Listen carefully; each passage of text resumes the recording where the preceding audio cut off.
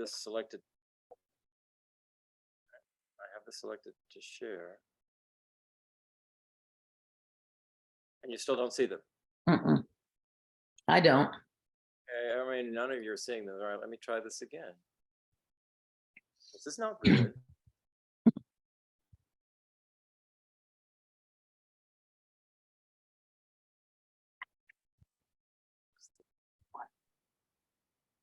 What?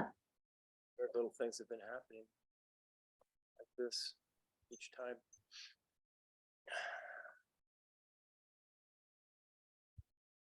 What? I did. Thank you again, Brian. Kavita wants me to thank you again for your help. You're both very welcome. Day, I'd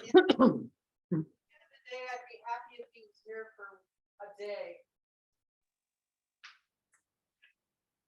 That's what Well, I was telling Christopher, hopefully it'll be There we go. originally planned, so we'll see. after all that. Are you coming up? Hmm? Okay, there's something about the order in which you do things to be able to. Oh. So hopefully I will. Oh. There's a lot of screen sharing today. All right, let's just go ahead and say the prayers. Taking refuge and generating bodhicitta.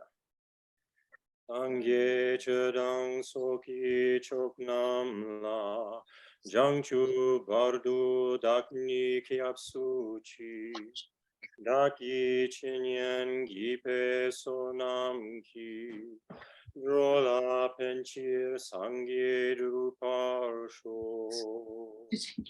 sangye chedang soki choknam la jangchu bardu dakni kiapsu daki chinyan gipe sonam ki rola penchir sangye druparsho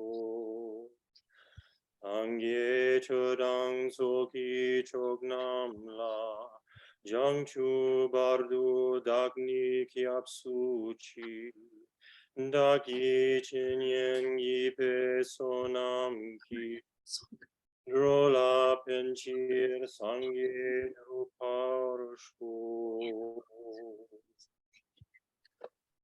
Four immeasurable thoughts may all have happiness and the causes of happiness.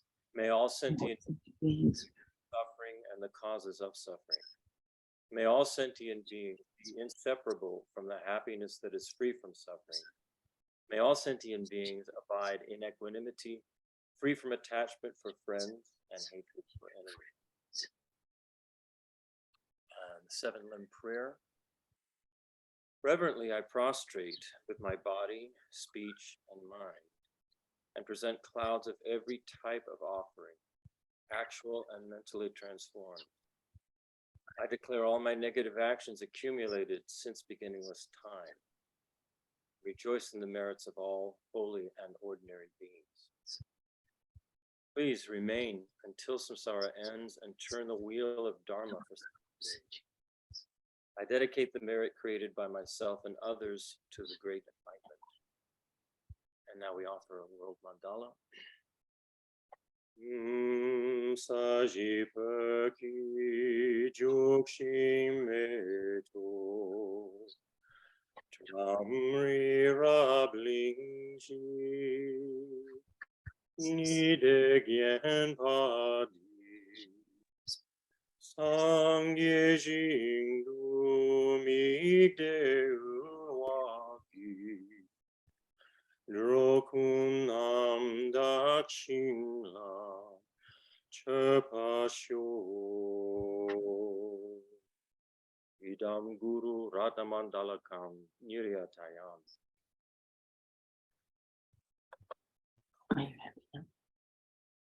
All right. So today we're continuing on with Stop, please. taking refuge. This is the fourth meditation topic in the Lam Rim. Taking refuge in the three jewels. And last week, some really good questions came up, actually. Brian asked a question about ultimate reality and conventional reality. And I had given a definition which was far too broad. It wasn't precise enough. So we're going to go more into that today. Also, Kevin asked a really great question about is it possible for out of ego attachment that you could get on the path to becoming a Buddha? And so I'm going to address that because that's an excellent question, and that is a problem, and so we'll talk about that. What was the other? Oh, the question about fear and faith. These are they're real trigger words for Westerners, so we'll address that as well. Again, these teachings are based on the work of Lama Tsongkhapa, Pamonka Rinpoche, and a lot from Venerable Thupten Chödrön, because she's great at it in terms of making it accessible to Westerners. So when we talked about the third topic of the Lamrim was about the lower realms, and it was the possibility of what could we take a lower rebirth if the state of mind, if our mind was so afflicted that at the time of death it was thrown into a lower rebirth, and what would be the possibility of that? And so without purification, it's possible that our negative karma could ripen at the time of death, and that's what would and we would have a lower rebirth than the one we're having right now. So this brings us then to this particular meditation topic, which is taking refuge, taking a safe direction in our life. And so this is something that we would naturally turn to when we contemplate what our future could be after our death, if our minds are overcome by ignorance, attachment, and anger, or aversion. So we discussed the two causes of taking refuge, which is usually translated, this is the way the monks always translate it, as fear and faith. And this brought up an understandable question about those terms. Fear and faith are really highly charged words for us Westerners. Fear is not seen as a positive motivational force, and faith has the connotation of blind faith. So I have felt that the words concern and confidence are perhaps better for us Westerners. You have fear and faith, F and F, concern and confidence, C and C. So concern and confidence perhaps better. And I'll take some examples that we've seen from our own experience. Say there's a pregnant woman, she consults her obstetrician out of concern that her pregnancy and the birth of her child will go smoothly and safely. Well, that kind of concern for the health and safety of herself and her baby can only be seen as a positive thing. She will have thoroughly checked out the credentials and the experience of the obstetrician, and based on her own observations and the recommendations of others whom she trusts, she'll put her confidence in that obstetrician. Here's another example that's like this. Say we're driving along the road, and we hear some strange noises in our engine, some really weird bumps. This happened to me just like several weeks ago. So out of concern that we could possibly get in an accident on the road, and not only harm ourselves, but perhaps others, we turn into a mechanic who we have confidence in. Here's the concern and confidence.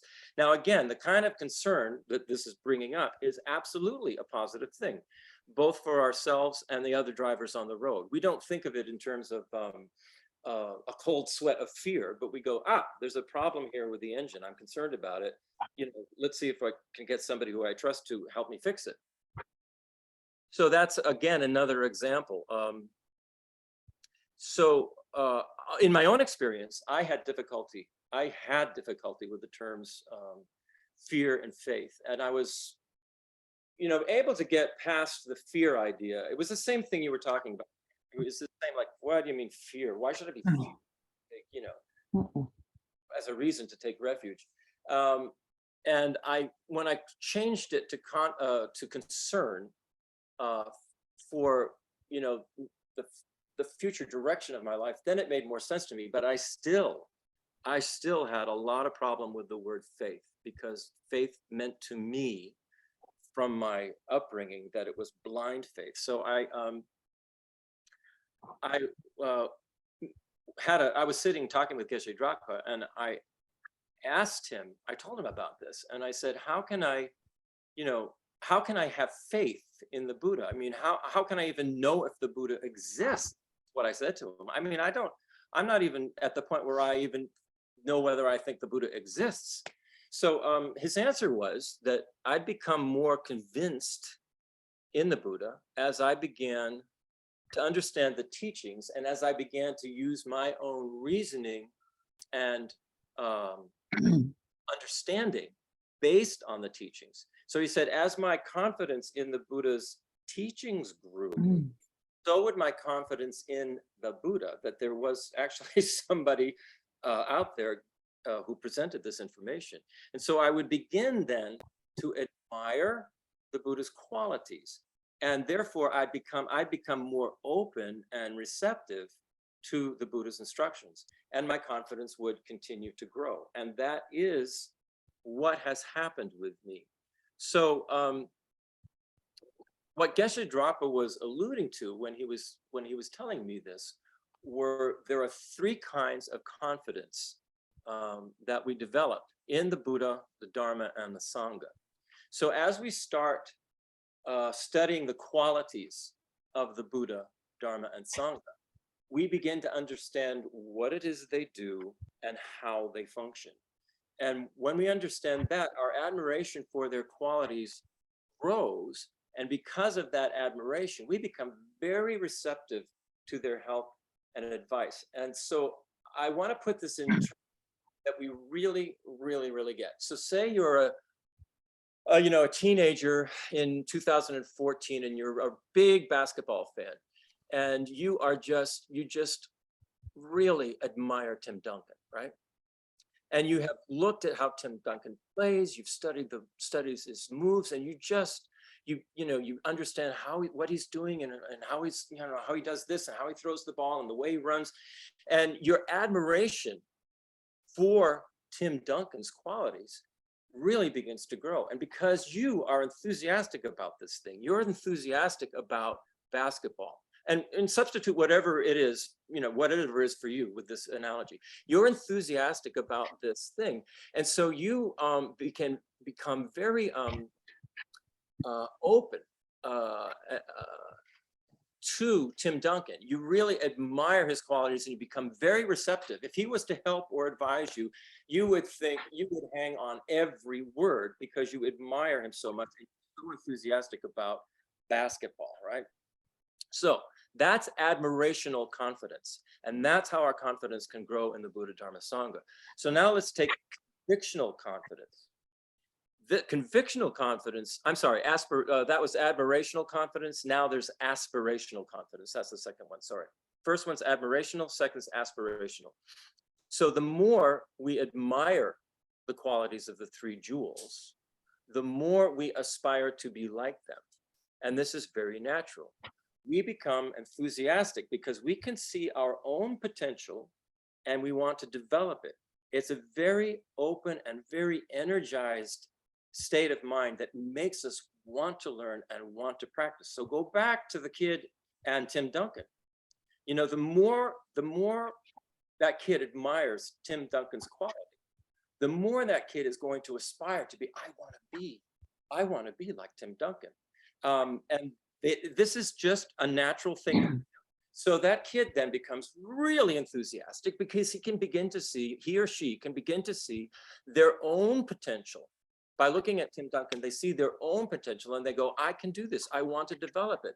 They become very, very energized, and they are it makes them want to learn everything and to practice, and they do. You see this all the time. Kids constantly practicing because they admire who they've seen who can do it. They believe they then have the potential and become very energized to do it. This is what it means when we're talking about aspirational confidence in the Buddha, Dharma, Sangha. That's the second kind of confidence. This is what Geshe Dragpa was talking about. Then the third kind of confidence is called convictional confidence. So convictional confidence happens when we've really understood something, we've really internalized it, and we've become convinced of it. And the more convinced we are of something, the more confidence we have in it. For example, in terms of Buddhism, the more convinced we are of karma, the more we'll have the energy and the confidence to stop or abandon our negative actions. So take it back to Tim Duncan and the kid.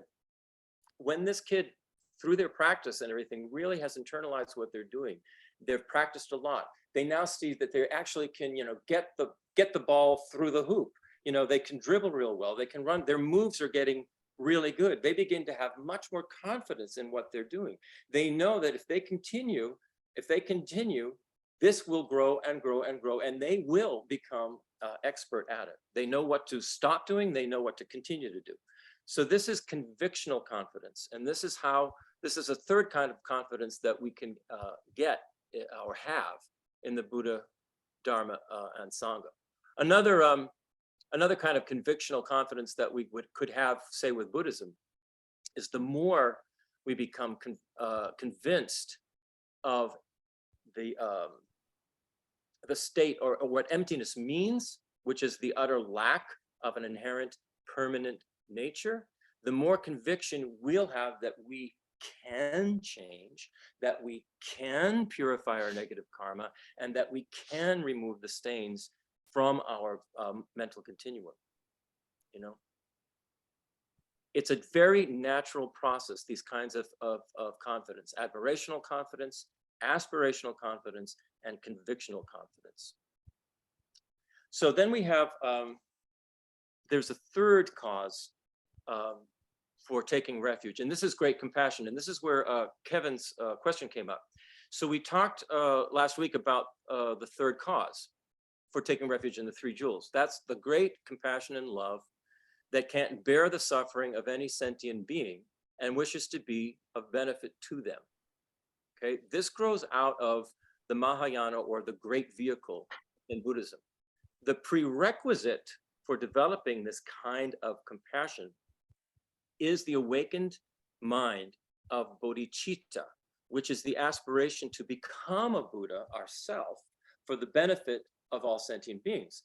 And so the question came up last week, and correct me if I'm wrong in how you worded this, but it was something like, couldn't someone be attracted to this because of ego attachment and pride, sort of like, having a Buddha savior complex or something like that? Is that kind of what you were referring to, Kevin? You're spot on, Christopher. Okay. So this is a very, very important question, because this actually happens. This comes up.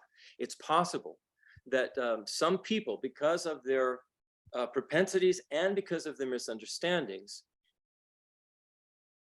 and there definitely are examples out there that I know of. I don't think I want to get into them specifically because I don't want to single out any particular people. However, these examples are high-level geshes that I know of. And so they have the aspiration to become a Buddha, but it's out of this, it gets mixed in with this ego attachment, this ego pride, sort of like, wow, look what I can do. The problem with that is that it's impossible to last, or in most cases, this is what happens. In these cases that I know of, it does not end well. It does not end well because it's completely antithetical to the ego's self-grasping. Actual great compassion is attained in combination with a direct, non-conceptual realization of emptiness And that realization of emptiness completely uproots ego self-grasping. So if you actually follow the path the way it's prescribed, you would completely remove your ego self-grasping. It wouldn't be there. That's the whole point, you know. So what happens in the cases that I know of this, in the geshes who have sort of gone south because of this, they don't make it to that point. They don't make it to that direct realization, and they wind up doing all kinds of bad things. Quite often it's involved with sex. Quite often it can get very manipulative, and it just really can go bad. You know, it can go bad. It can even go, it can end up in murder and all kinds of really bizarre things. So Kevin, thank you for the question. It's an excellent thing. The monks usually don't bring this up because they're too close to it. They don't want to talk about things that have gone on in the monasteries or high level figures who they know about. I'll mention one, because this person has already passed away and was quite well known. This was a high level geshe. I don't know whether he was a Drepung. I don't know what monastery he was at. Tibetan. No, he's not an American. No. This is not American. This is Tibetan. And this guy, and you can look it up online. I don't remember his name, but he was the actual model for George Lucas's character of Yoda. You know, that George Lucas has dabbled a little in Buddhism, and this particular monk was high level geshe. I think he was even considered a Rinpoche.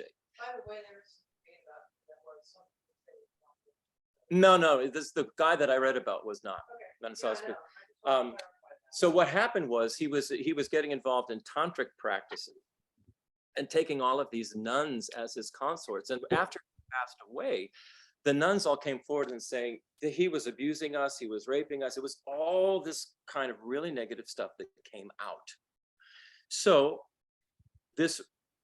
he was a Rinpoche. So his rebirth was then recognized by high-level monks. So he was reborn, okay? This is after he died, you know, Star Wars came and went. And when this boy became a teenager, I saw it online. He was sitting up, you know, he was like a teenager, and he was sitting on, you know, a teaching platform, and there were all these, you know, monks in front of him, and he just broke down in tears. And he said, he started talking about what happened to him when he was reborn in the monastery, and he became the victim of rape and assault by other monks. So you can see how this ends really badly. You know, this kind of thing can happen. And I just wanted to, that's a really good question, Kevin, and I'm glad you brought it up, because it's important for us to check very carefully who our teachers are, check their behavior very carefully. Don't just assume because somebody is wearing the robes of a monk or a nun that they are, you know, an enlightened being. Just don't assume that. We need to check for ourselves and understand that this can happen. And you know, this happens in all religions and in all monastic situations. It's just not talked about for obvious reasons. So the point here is that until our own compassion is grounded in a realization of emptiness, and this is what Geshe Drachma said, until it's grounded in emptiness, our own compassion will be unstable. It'll be sort of fair weather compassion. As soon as somebody gets really obnoxious with us, that compassion will just go down the drain, because we haven't had a direct realization of emptiness. So moving on to the objects of refuge. In our last session, we began to identify the qualities of the three jewels. And we did this by talking in terms of their conventional nature and their ultimate nature.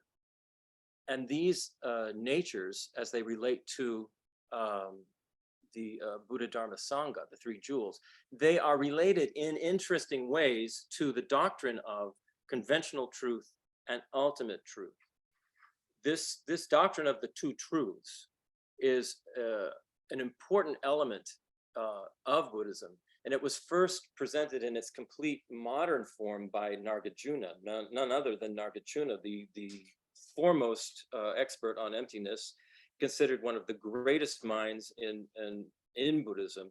He's the founder of the Madhyamika school of tenets, the middle way school of tenets. So this is no small thing, these two truths. It's very complex, and it's very subtle, and it's you can go into all kinds of debate on this. What I did is I tried to present these two truths in 2 sentences, which was completely inadequate because it was not precise enough. And so obviously it raised questions. Brian had questions about it. So when Geshe Dragpa gave us teachings on the 2 truths, he referred to the writings of Tsongkhapa, and I've got it right here. It's in Tsongkhapa's the Great Lamrim Chenmo 3rd volume, and the chapter is called Conventional Existence. Okay, and here's how Tsongkhapa defines. You're gonna love it. Here's how Tsongkhapa defines conventional existence. He says, how does one determine whether something exists conventionally? We hold that something exists conventionally, 1, if it is known to a conventional consciousness. 2, if no other conventional valid cognition contradicts it being as it is thus known. And 3, if reason that accurately analyzes reality, that is, analyzes whether something intrinsically exists, does not contradict it. We hold that what fails to meet those criteria does not exist conventionally. Makes sense? You got what that means? That was all of our reaction to that definition. So we have to sort of look into this a little bit. It's not, there's no way, like I said, it's very complex. It's straightforward, but the language, you have to sort of break apart the language. So the first thing, according to Merriam-Webster, right? Conventional means formed by agreement, okay? Agreement or a compact. So it's basically coming to an agreement on something. So conventional reality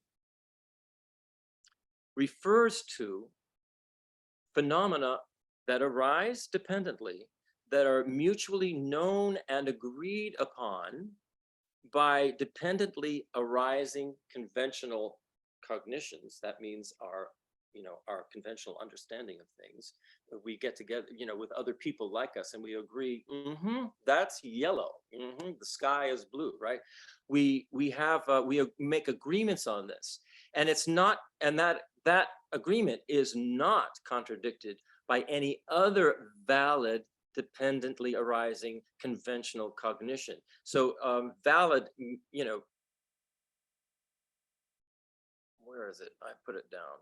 Well, valid means that it's, that it's correct, that it's logical, that it's Well, would that be like free from, people saying green is blue? yeah, if somebody said green was blue and we're going, no, we can all say green, that's green, that's not blue. That's, so that person would either be not thinking properly, would be not cognizing blue properly. There would be something that was not valid about their cognition, okay? So it has to be, the conventional consciousnesses have to agree, this is what it is. Somebody, it can't be contradicted by somebody who also has valid cognition, okay?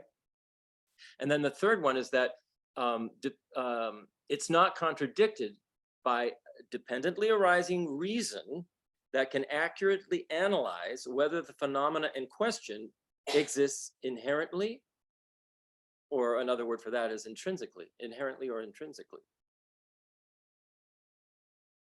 So- Let me give some examples, because so the it can't examples, be it can't be a intrinsically existing thing, if it's conventional.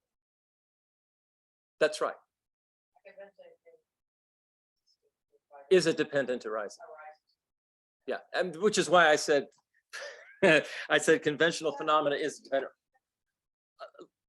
Let me give an example first, and then we can go back. Okay, so here's an example that occurred on a daily basis here over a period of months. You all remember Patricia? Well, this particular one.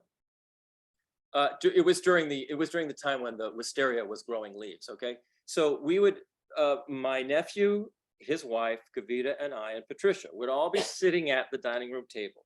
She'd be at the head of the table, so she could see out of one of those 3 windows, and she could see directly to, there's a little arbor that, you know, you can enter through, to come to the front of the house. And that arbor has, she planted wisteria there. So there were all these very bright green leaves were growing on top of the arbor.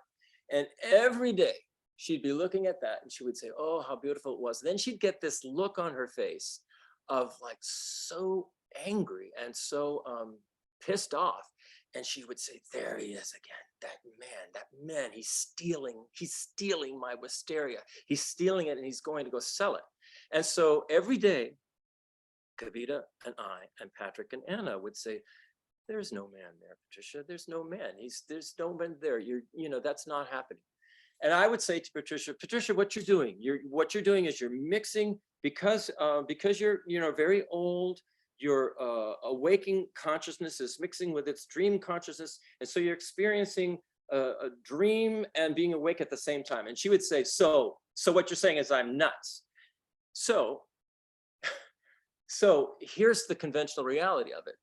There were 4 of us who conventionally agreed there is no man out there taking her wisteria. Patricia, from her side, was seeing a man taking her wisteria. However, we all knew, she had been diagnosed with dementia, so we knew that was an invalid conventional cognition, right? Now here's the kicker about it. Dementia itself is a conventional reality because we all agree. We have come to a consensus that dementia exists. But her particular experience of dementia was not a conventional reality for those of us who were cognizing conventional reality. Did you see the subtlety that it can kind of get into and the differences? Here's another example, dreams. Dreams are a conventional reality because all of us have had dreams. We have all come to a consensus that dreaming exists. We do dream. However, the particular experiences that each one of us have in those dreams is not a shared conventional reality. Therefore, the particular experiences of the dreams cannot be considered conventionally real. However, dreaming is a conventional reality. Does that make any sense? I see no sense. That doesn't make sense. Well, I think if I might, I think the the reaction to the first example for me is sounds like a way to rationalize the definition. I mean, again, far be it for me to disagree with Nagarjuna's interpretation and teachings, because obviously he knows a lot more. But I think that from my standpoint, from the ultimate truths, you have the 2 ultimate truths that you have conventional reality and you have ultimate reality, and we live in a world where we see conventional reality, but what we see is a mistake because we don't understand what ultimate reality is. And you're saying that dependent origination or dependent arising is actually both part of ultimate truth and conventional truth, if I understand what you're saying. Not quite. And this is why it is so complex. So there are these 2 realities, and they call them reality. They don't say conventional illusion. It's conventional reality and ultimate reality. Ultimate reality always, without exception, refers to the emptiness of inherent existence. That nothing exists independently or separately or self-sufficiently. Therefore, ultimate reality refers to an utter absence of that kind of existence. All functioning phenomena are completely empty of that kind of existence. Otherwise, they couldn't function, move, interact, or connect with anything. They would be permanently stuck in their independent, separate self-sufficiency. Ultimate reality and conventional reality always go together. They're never apart. Where there is one, there is always the other. So it's not like somehow ultimate reality is right and conventional reality is wrong. That's an initial mistake that I made way back when. I was thinking, oh, conventional reality must be like an illusory or something, and ultimate reality is what's really going on. No, they are both reality, and they both always appear together. Never apart. You cannot have emptiness and not have something that is empty of. All right, well, I need to think a little bit more about that one, but Brian, great Buddhist minds debate this stuff. There's no way we're going to come to a conclusion. And certainly not you or I, because we just don't have that. The skills that some of these great debaters have, and Geshe Drapa was one of them. Yeah, there is no place called ultimate reality. Ultimate reality is the absolute, utter absence of inherent existence. And that's the way things exist, things that function. And otherwise, it's just some kind of mental construct, like something like uncompounded space. There is no such thing as uncompounded space. It's simply a mental construct. It's when they say an example of something that's permanent is uncompounded space. Well, this is space that has no direction, nothing in it, nothing that can obstruct it, no compounds of any kind. So it's just sort of a mental construct. What's the other thing that they say permanent is? The actual absence of inherent existence. The fact of the absence of inherent existence of something is permanent. That fact is permanent. It will never ever change. But that also, if you think about it, it's just kind of a mental construct.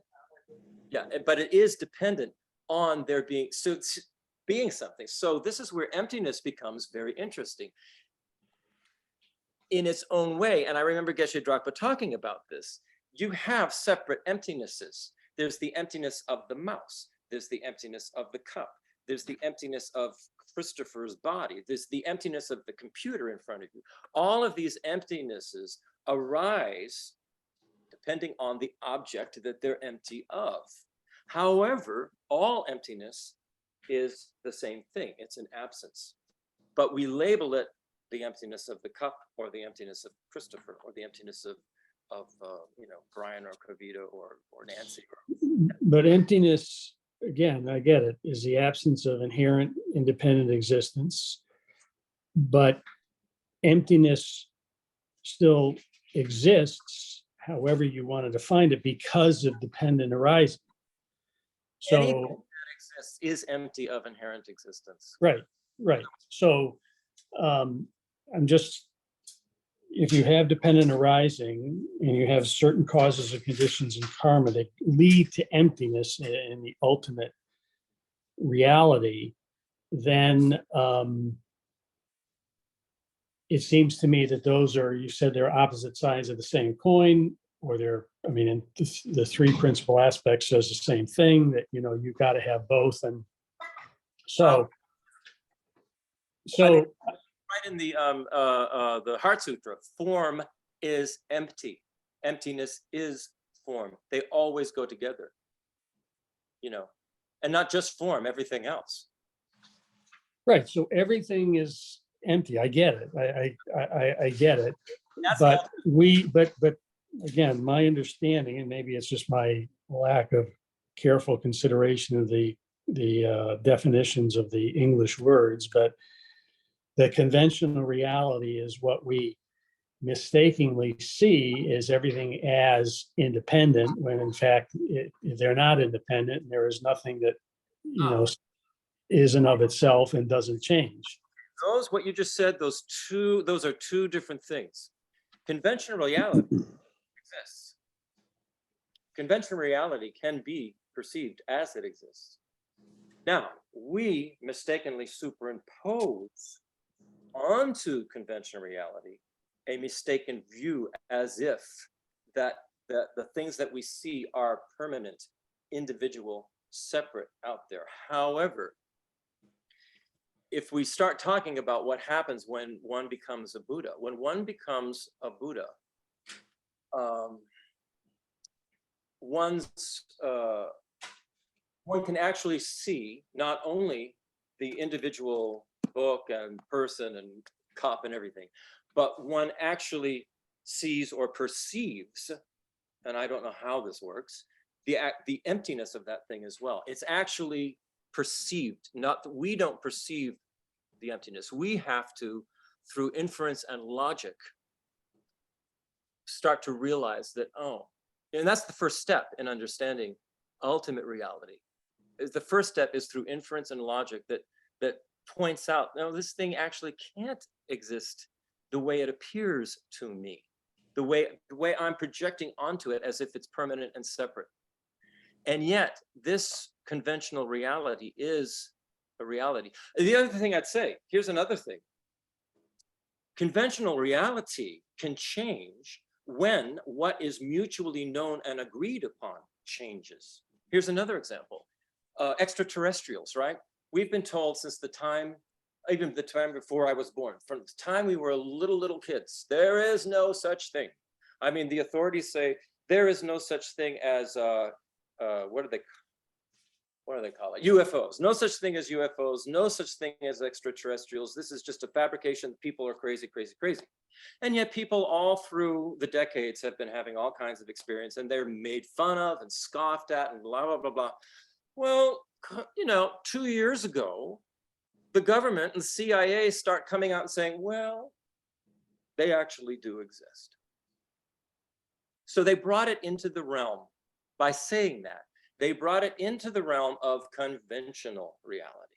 And now it's up to all of us to figure out what's going on and what are they talking about and what's actually real, what is out there and what isn't out there. It now has entered the realm of conventional reality. UFOs, what do they call them now? They call them unidentified something, space phenomena, or I forget what it is. They have another UA something. Unidentified aerial phenomena is the new word they have for it. But it's now entered the realm of conventional reality, where before a valid cognition would say, oh, no, you're mistaken about that. So because conventional reality is a dependent arising, right? It shifts, it changes, it can move, it can grow, it can do all kinds of things. So this is where it gets, when you go back to Tsongkhapa's definition, you can see why such incredible debate occurs around it. It's a deep topic. It's as deep as emptiness itself. And so the fact that we're sticking our toe in this, it's a start. It's a start, and it's something to think about. So then, if in fact, according to Tsongkhapa's definition, that conventional reality needs to be agreed upon by some collective group of something or other, I don't know, intelligence, individual, whatever. Consciousnesses that are conventional consciousnesses that are valid. But I mean, even take your UFO example. I mean, I would say, okay, irrespective of what the government says or doesn't say, I would, from my perspective, say, well, do I have any evidence that they exist? No. Do I believe they could exist? Yes.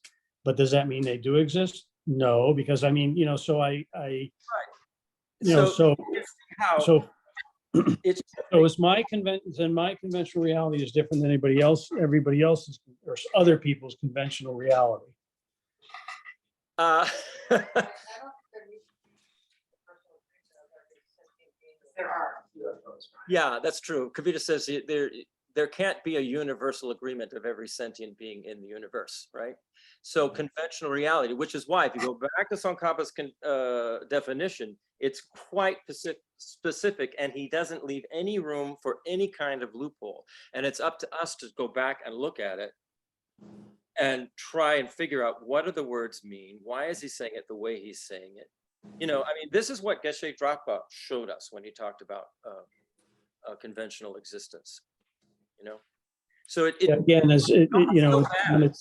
when it's described, sometimes we say we mistake the appearance of things for having permanence, and the word mistake, or it implies that that's wrong or that that's not correct. So it Yeah. may be nothing more than just, again, the adjectives that are used to describe these various phenomenon in our language have certain meanings that push you to say, well, okay, if that doesn't exist or that's a mistake and that's wrong, then Absolutely. Absolutely. I totally agree with you. I think a better word than mistake is say, on this pillow, our consciousness superimposes mhm. the idea that it somehow exists independently and separately from everything else because of the way it appears to our consciousness. And what I'm saying is, when you have what they say, what is said, is that when you have achieved a direct realization of emptiness, and specifically when you have then removed all the subtle stains from your mind and you become a Buddha, you actually see, even though you see the pillow the way we're seeing it, but you also see and perceive that it is not independent, that it is interconnected, that it is a dependent arising. There's a level of omniscience that we're talking about that I simply can't understand because I'm not omniscient. But the omniscience of the Buddha would know everything there is to know about this pillow, where it came from, everything that it was made from, all the way back to the beginning of the universe, right? And a Buddha can also do that with each one of us. They see everything that exists, our entire karmic history and all of our propensities, and how we can best be helped, because the Buddha would know exactly what to do or say. So this is, to me, at this point, it's kind of beyond our understanding, but it doesn't hurt to talk about it and get ourselves used to an idea that's really outside of the box, or has been outside of the box for us, you know? Well, I appreciate your bringing this up and reviewing it. I have to now think more about this. So thank you. We all do. I mean, really. I mean, this is just a teeny little, it's like dipping the tea bag once in the water. One of the things that I used to think about with this is the way we learn at my level of study, the way we learn about atoms. Can you hear her? No, they can't hear you. So go ahead. I'll turn off my speaker, Kavita, and you go ahead and talk, okay? I'm going to unmute and turn off my speaker. I was just remembering that at the level of study in the low level science that I'd studied, when we learned about atoms, protons, neutrons, and electrons. And one of the things that I've thought about with regard to physical objects that appear permanent is at a very, kind of low level. I can remember that even though this looks like a solid thing that's impermanent, it helps me in a very simplistic way to remember that even as our science at one level understands it to be impermanent at the atomic level, and that what I hear is there's more space between the atoms than there are atoms and all that kind of stuff. It that in a weird, silly way sort of has assisted my deeper contemplation on it. And then, the text by Nagarjuna, the fundamental wisdom of the middle way, has this very pivotal phrase that we were instructed to memorize, and we did that. And it goes like this in the English translation: whatever is dependently co-arisen, that is explained to be emptiness. that being a dependent designation is the middle way. Whatever is not dependently co-arisen, such a thing does not exist. Therefore, a non-empty thing does not exist. And so that's kind of a little fun thing to think about here and there. Yeah. Nagarjuna's fundamental wisdom of the Widow. I can find the where it is if anybody's interested in that. You can go ahead and, okay, so that Geshe Drakpa told us to memorize that, and I don't know, but I know I say that every day. I think probably Kavita does too, and it over time that begins to sink in, and you begin to sort of understand it in different ways and in deeper ways. And I think that's why he told us to memorize it and think about it daily, because this realization of the ultimate nature of things, this ultimate reality, is not going to like occur in a flash. It's going to be this slow, steady unfolding until we get to a very, very solid conceptual understanding of it. Yeah. You have confidence? You have confidence in sunshine and rain? Yeah. Well, I mean, I have confidence in Geshe Drakpa. I have confidence in this whole path because of the my gradual and slow experience with it. Okay, so now let me get something on the screen to share. And we're going to talk about, as we started last week, the objects of refuge and how they sort of relate to our evolutional nature. And so what I want to actually start with is a little chart of us.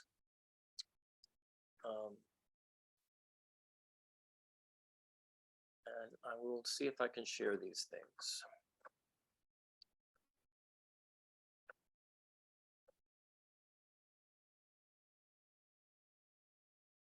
Oh. I have to stop share. Let's start over again. Oh, here we go. All right, I can share this. So I will start with these two.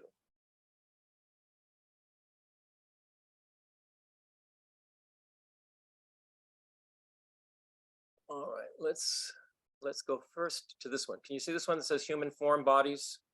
Yes. All right.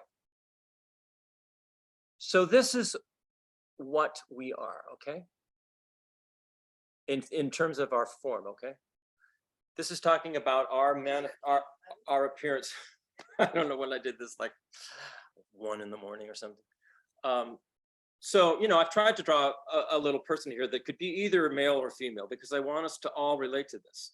So we have what they call human form bodies. One is a physical body. This is our gross physical body, made of how Buddhism refers to it, made of the 4 elements: earth, water, fire, and air. So it's hard stuff, it's liquid stuff, it's hot stuff, and it's the air, the gases and things, and everything, winds that flow through our body.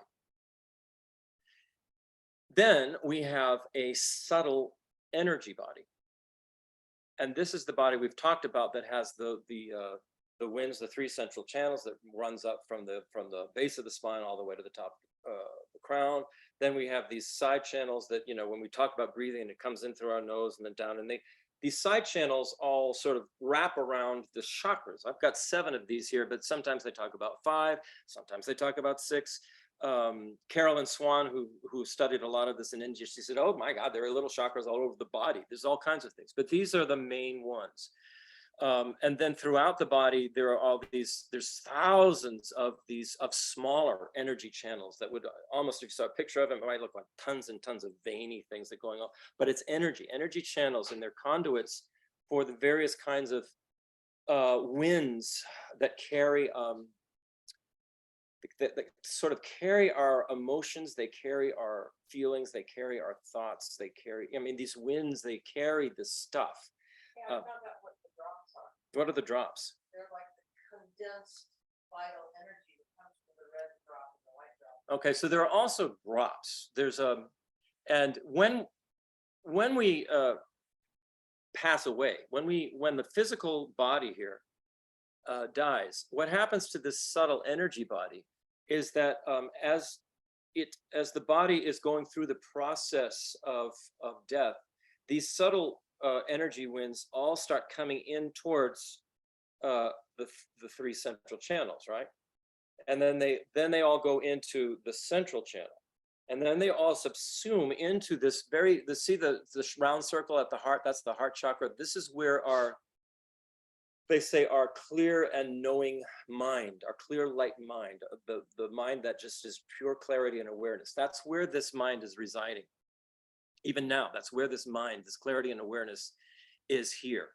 So all of these energies subsume into that area where the clear light mind is, and they all come into what is called these two drops. They call them there's a red drop and there's a white drop, and it has to do with what does the drops have to do with? It's sort of like the sperm of the father and the mother of the, yeah. So it's this energetic drop that comes from the father and energetic drop that comes from the mother. And you know that yin yang thing? Right. Very yin yang. It's sort of like yin yang. One's sort of on top of the other, and it's kind of like in a circle. And they say it's like almost like the size of a mustard seed or smaller. It's fair, but it's energetic. And all of those, everything that's been in our experience, all of these propensities we have, these habits we have, these things that ride on our whims are subsumed into this little drop. And that's the thing that eventually, when it exits the body, and this is what happened when Geshe Dragpa, as I mentioned, I think in a couple of classes earlier, when he passed away, he stayed in a state similar to Carolyn Swan, but longer. He was stayed in this for a full week. His body did not decay. He was in a state of meditation on emptiness, on the clear light mind itself. And so nothing occurred. He didn't start to decompose. But finally, a red drop came out of his nostril. And they say a white drop will also come out of the sex organ, unless you've been hauled off to a morgue and cremated or something before this can happen. So when they saw the red drop come out of Geshe Dragpa's nose, then his body started to decompose and it was over. So then when that happens, when the physical aspects of that energy leave the body, then that subtle energy moves on to an intermediate state and then takes another rebirth. So this is a quick explanation of our human form bodies, just to remember that there's a actual physical gross manifestation, and there's also a subtle manifestation that the essence of it travels from lifetime to lifetime to lifetime. So now you all see this one, it says our Buddha nature. See that? Okay. So this is talking now about our mind. This is talking about our human mind, okay? So our human mind, on the left, what we have is the mind itself, what we would call the mind itself, okay? And on the right is what we're talking about, the emptiness of the inherent existence of our mind stream. It is a dependent arising, in other words. This is why you always think the flip side. Something that's, when you're saying it's empty, it means it is a dependent arising thing. The emptiness itself is really nothing. It's an absence, okay? So, and that's a good thing because it's the thing that allows things to change, to grow, to transform. It's a good thing that our mind is impermanent meaning that it can change, okay? So here, currently, in our evolutional Buddha nature, what we would call our mind, our consciousness, we have a variety of things. We have the clear and knowing nature of our mind. We have all the impermanent virtuous factors of our mind. We got a little bit of compassion, a little bit of wisdom, a little bit of love, a little bit of this, a little bit of that. We have concentration, as well as we have the impermanent afflictive factors of our mind, which we all know really well. This is the ignorance, the confusion, the attachment, the clinging, the desire, the lust, the aversion, the anger, the low self-esteem, the depression. It's the what they call the three poisons: ignorance, attachment, and aversion, and everything that comes out of those. So this present evolutional Buddha nature mind that we have can develop over time to become what is called the wisdom truth body of a Buddha. And the present emptiness of our current mind stream. Remember, everything is labeled. The cup has its own emptiness. The book has its own emptiness. Our mind stream has its own emptiness. It's labeled. I mean, the emptinesses are all the same. They're all absences. But because it's the emptiness of our, basically what you would say, contaminated mind, the emptiness of our current mind stream is labeled as our emptiness, the emptiness of our mind stream. So our present emptiness of inherent nature, when we become a Buddha, will be labeled the nature truth body when we attain Buddhahood. So now I want to go to the Buddha. And I think I'll have to bring us back. I'll have to stop share. I'll have to share a screen again. Let me get the Buddha up. I do. It's not working on my computer unless I do. That's why I'm doing it. Okay. Now let me get this and share it.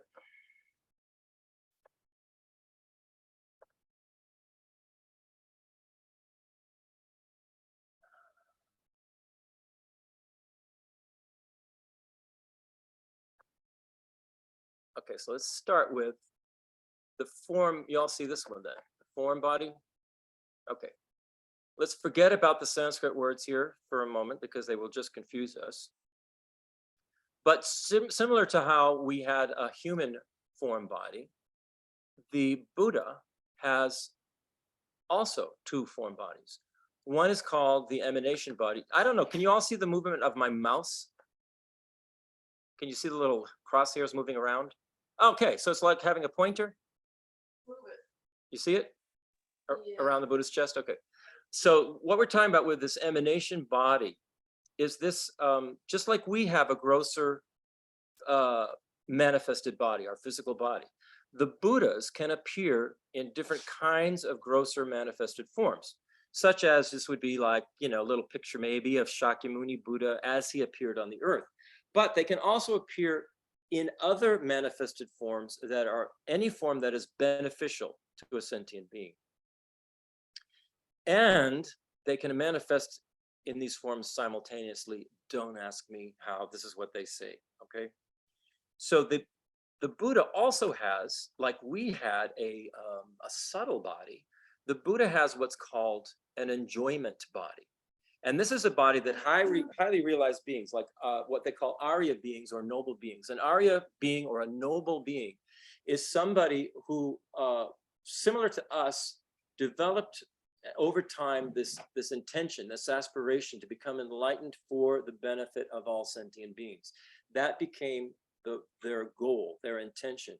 And they work all the way up through these various paths until they actually have a direct, paths of consciousness, until they have a direct, non-conceptual experience or perception or realization of emptiness.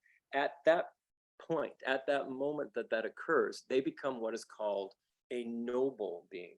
When the Buddha was talking about the Four Noble Truths, he was referring to these kinds of beings, meaning that these truths he was talking about are truths for noble Arya beings. So that's what noble is referring to. So for highly realized beings such as Arya Bodhisattvas, Arya noble beings, the Buddhas manifest in this subtle body made of light, and it abides in these pure lands, which are, you could say, they're kind of like Buddha fields of influence that are formed out of the positive karma of a Buddha. So these pure lands, you know, are an alternative to recycling through samsara. If you have the right, if you're advanced enough and have enough positive accumulation of merit. Okay, so those are the form kind of bodies of a Buddha. Now we're going to go to the mind, like we had a picture of the mind for sentient beings. This is very similar to the picture of the mind for sentient beings. So what we have is, it's called the truth body, which is, it's not a body, it's just a collection. Body refers to collection, like corpus, like a collection. So in with the in a Buddha's mind, there are two aspects. Just like in our mind, there are two aspects. The Buddha has this wisdom, what is called the wisdom truth body. And these are referred to as the ultimate true path, or the ultimate true path of consciousness. And pathway is referring to consciousness, a pathway of consciousness. So it's the ultimate, when you've reached the ultimate level of consciousness, you have what is called this wisdom truth body. And what's inside here, we remember what was inside ours. It had a lot of good things and it had a lot of afflicted things. Inside here, in the Buddha's one, you have the Buddha's omniscient mind, compassion, wisdom, and consciousness that perceives conventional and ultimate truth simultaneously. So when I was talking about before, the Buddha sees the pillow. The Buddha sees the conventional pillow we see. The Buddha also sees the ultimate nature of the pillow directly, sees it directly.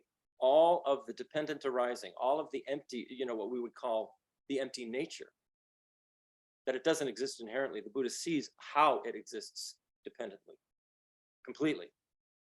So that's what's in a Buddha's mind.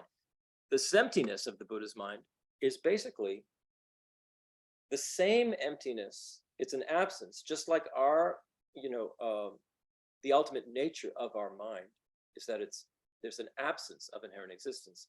However, on the Buddha's mind, he also has the absence that we don't have yet, or the cessations of all the kind of defilements that are on the mind stream.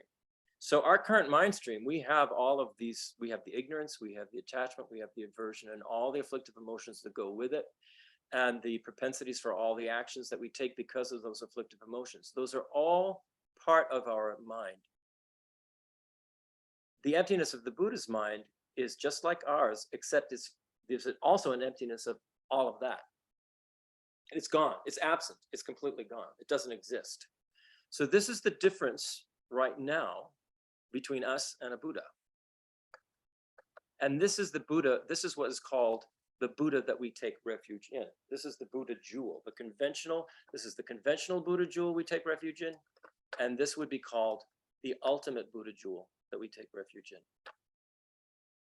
Okay, now I'm going to go to the second refuge, which is Dharma. We take refuge in the Buddha, I take refuge in the Dharma.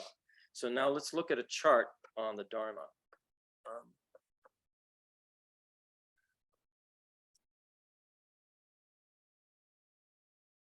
These get a little easier because they don't have 2 pages. Okay.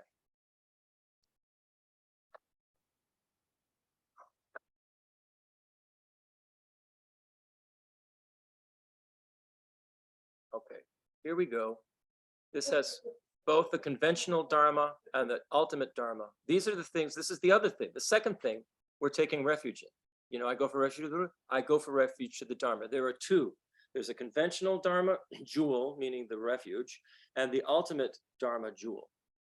So conventionally, the Dharma refers to the actual 84,000 spoken teachings of the Buddha. The books, the Dharma books and all this stuff we have, all these Dharma books, they are symbolic. They're a symbolic representation. The paper, the ink, the letters, they're symbolic representations of this, the actual spoken teachings. And this we take refuge in this conventional Dharma jewel, as well as what we're taking refuge here, the ultimate Dharma jewel. And this is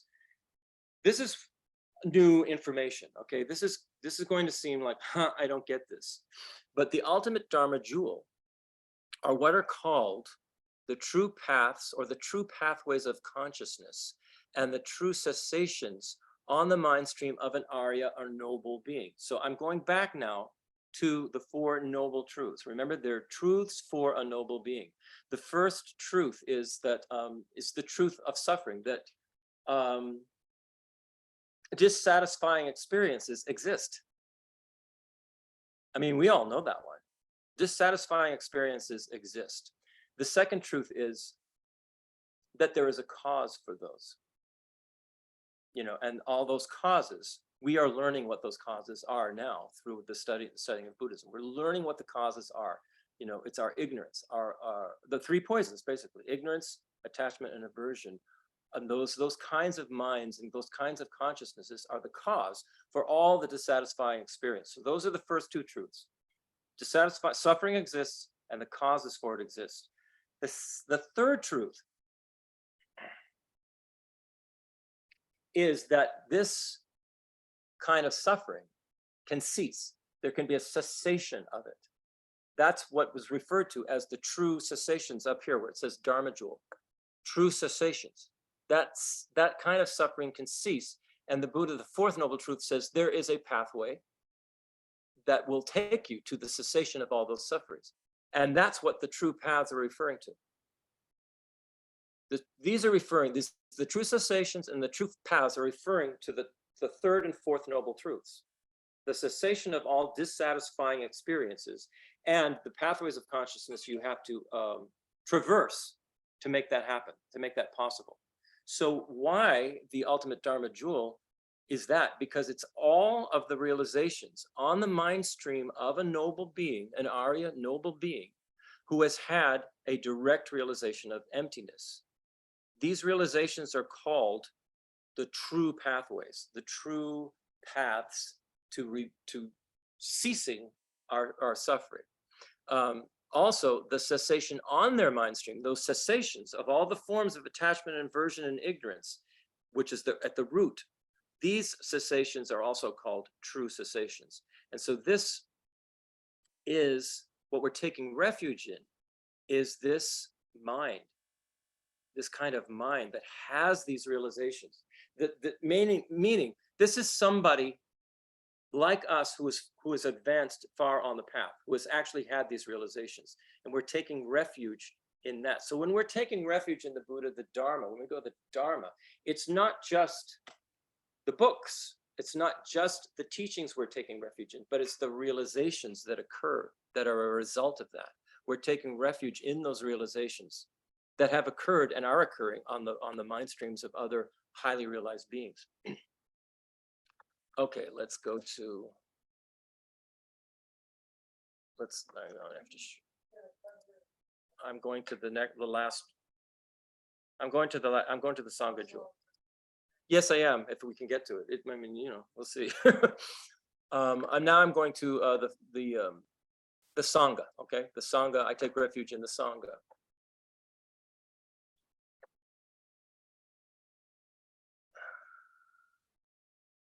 So here we go. We have the conventional Sangha and the ultimate Sangha. So the conventional Sangha, and Sangha normally means community, right? But the actual, what we would say, the actual conventional Sangha that we're taking refuge in is one of these noble beings, is a being, noble beings or noble beings who have realized emptiness. They're highly developed, they're highly advanced on the path, okay? And just like with the Dharma, there is a symbolic representation of that. And that is a community of 4 or more ordained monks or nuns. Now, these ordained monks or nuns, most of them are not highly realized beings, but they symbolize that for us. And so that is a symbolic refuge that we take. But we're not, but the actual thing we're taking refuge in is this kind of being. That's the Sangha kind of being we're taking refuges.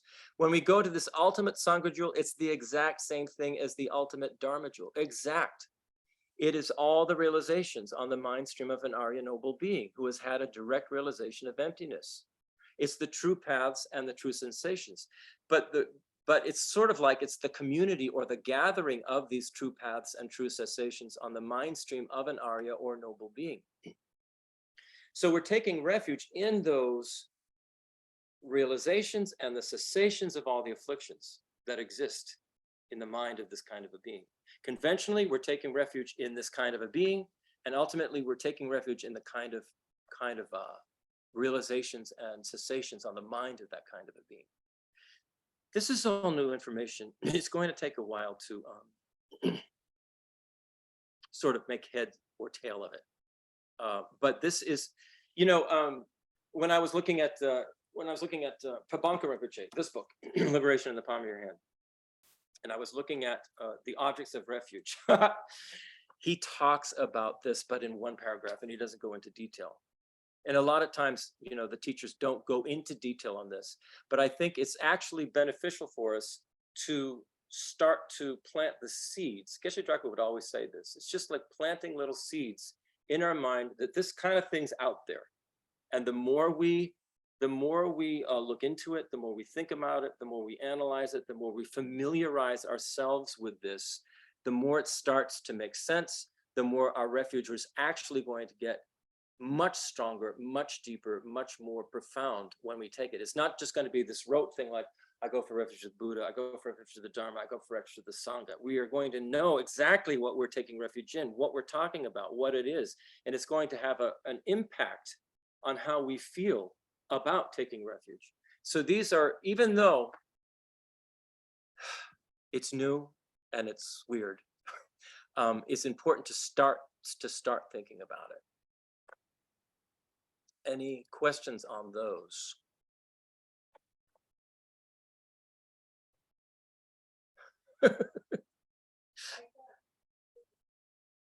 Well, at first it is weird. I mean, it seems weird. Oh, okay. Yeah. Just real quick.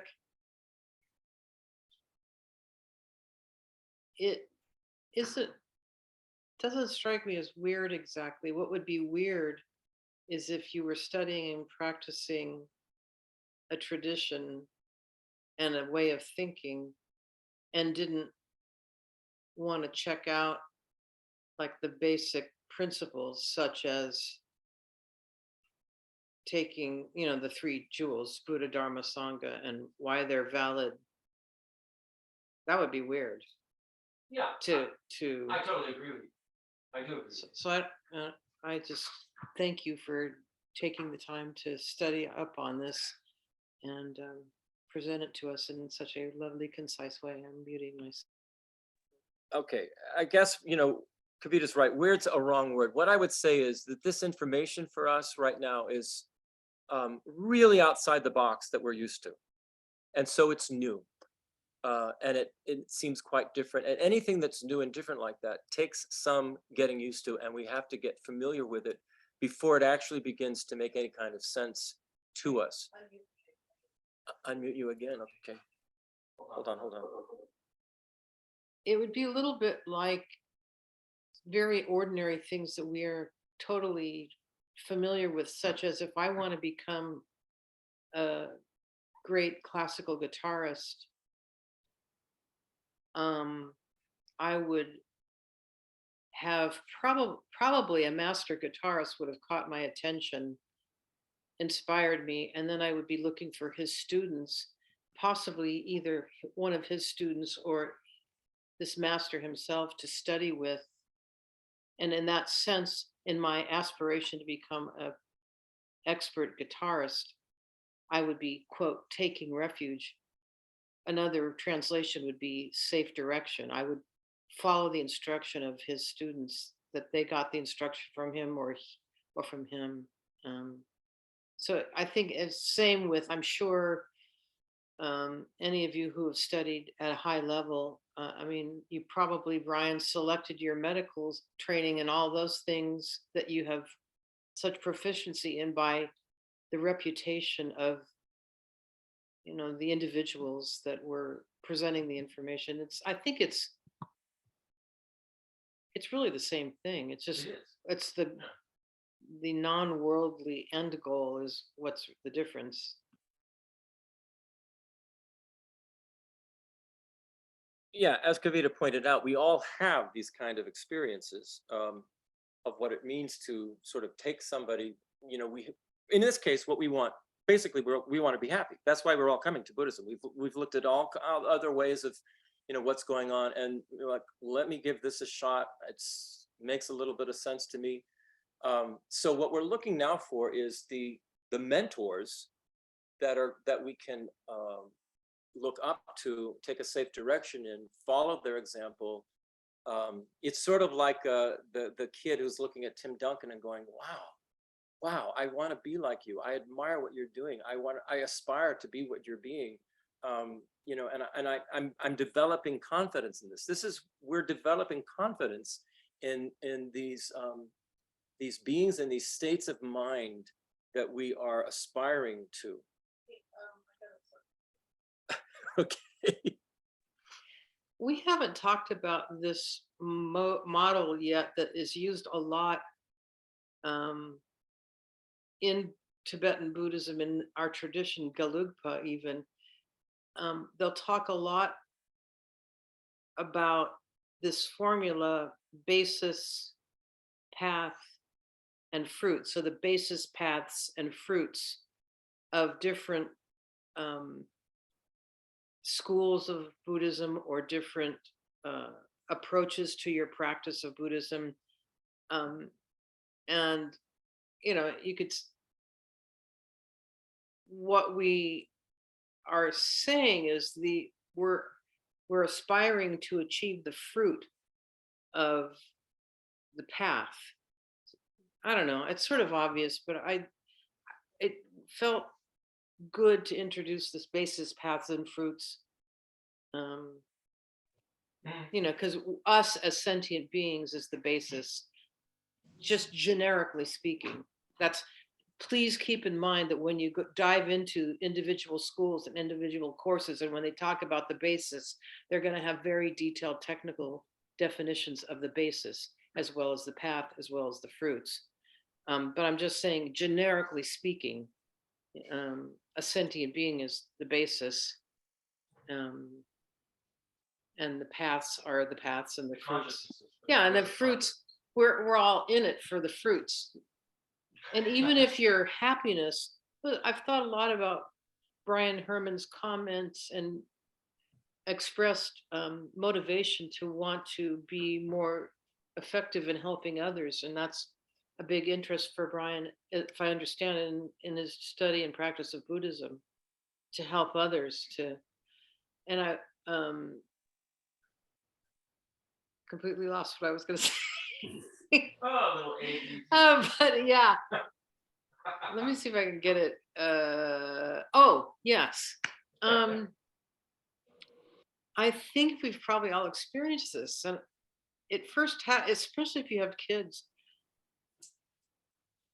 there's a way in which, if you pay attention, when you see your child suffering, admittedly, I don't have children, but I've had this experience with individuals I'm close with. When I see them suffering, I become so uncomfortable that I too am suffering. And so my suffering is triggered by their suffering. So the only way I can cure my suffering is to fix their suffering.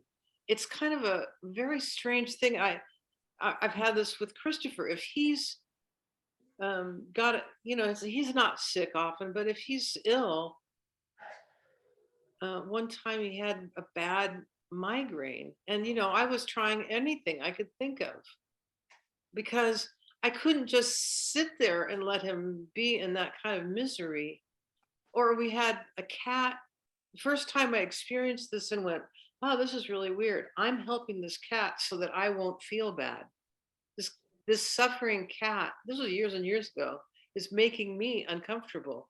So the cat wins and I win by curing the. Although I would say, Yeah, let me just say again, one. Brian, I can't hear. can you hear me now? Yeah. Yeah, I would say, again, this goes back to this whole issue that I think that Kevin brought up and we talked about earlier, and the kind of motivation and how we should think about the motivation for becoming better Buddhists in a broader sense. And even changing the word fear to concern, I'm much more comfortable with confidence as the other term, but fear and concern still to me indicate a personal need to change. And you even said it, we come to Buddhism to be happy, Christopher. And then what Kavita was just talking about is that, if someone you care about is ill or not well, or the cat's struggling or whatever, one motivation is because you're suffering, because they're suffering, and by curing their suffering, you're curing your suffering.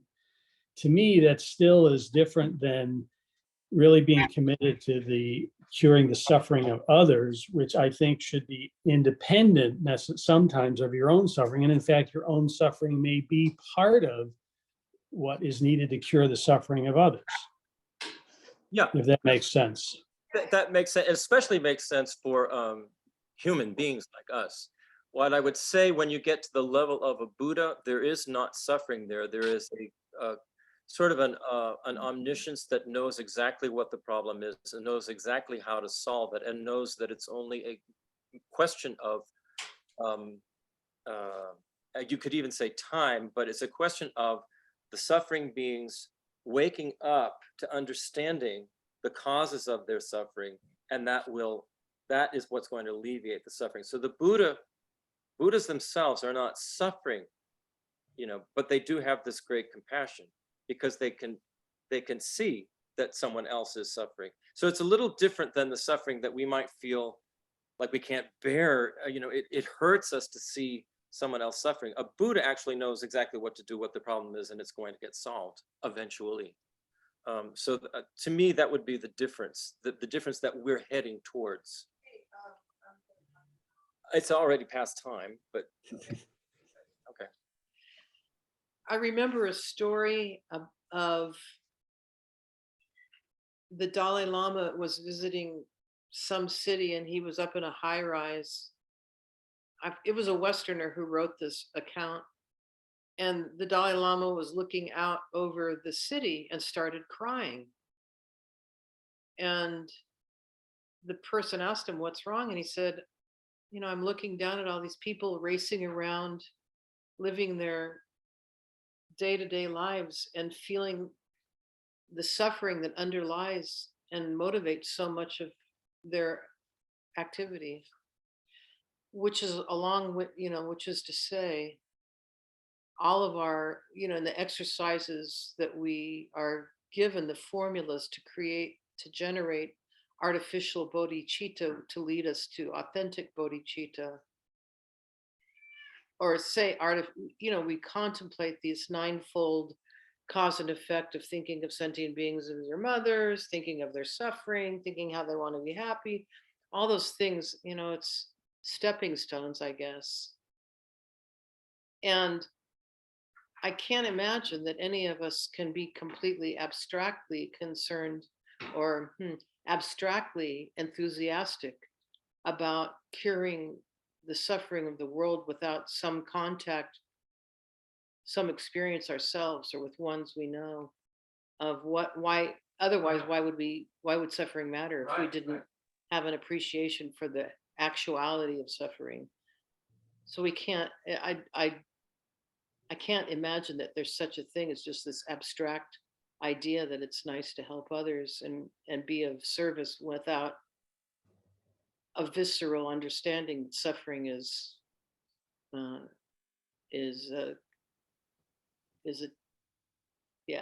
not something we are looking for.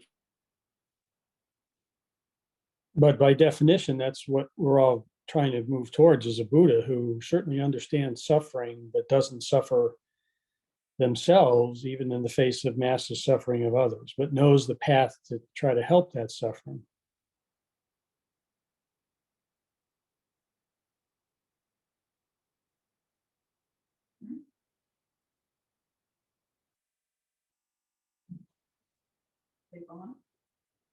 They're thinking, I think. I don't know. Are you still with us?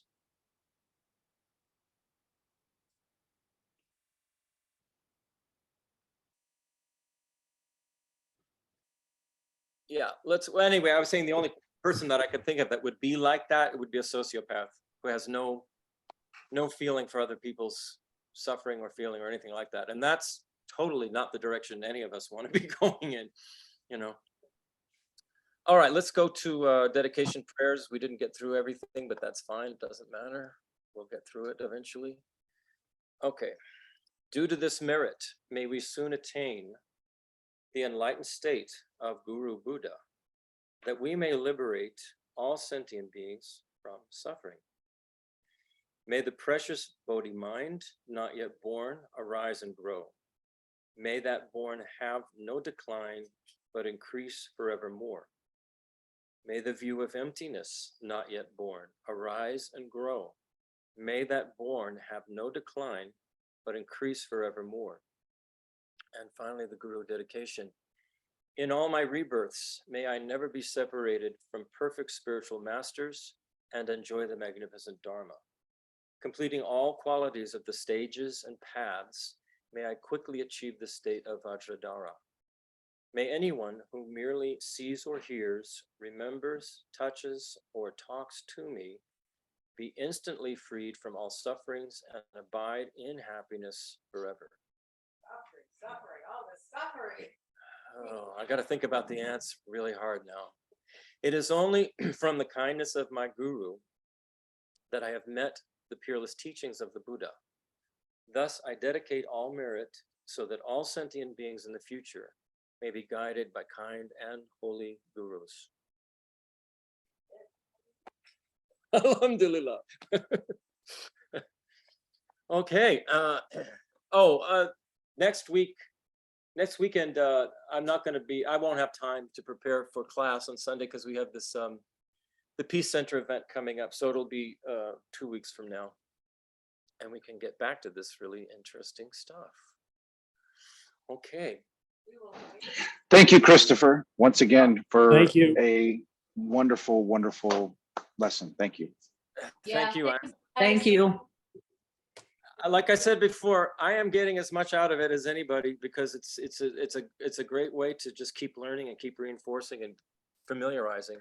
I mean, Well, like Kavita said, thank you for doing that and putting it all in a concise order for us to kind of absorb. you are more than welcome. It's a lot, but it's a pleasure. It really is. So, Well, thanks. okay. Bye-bye. See y'all Bye. next week. Bye. Care. Bye.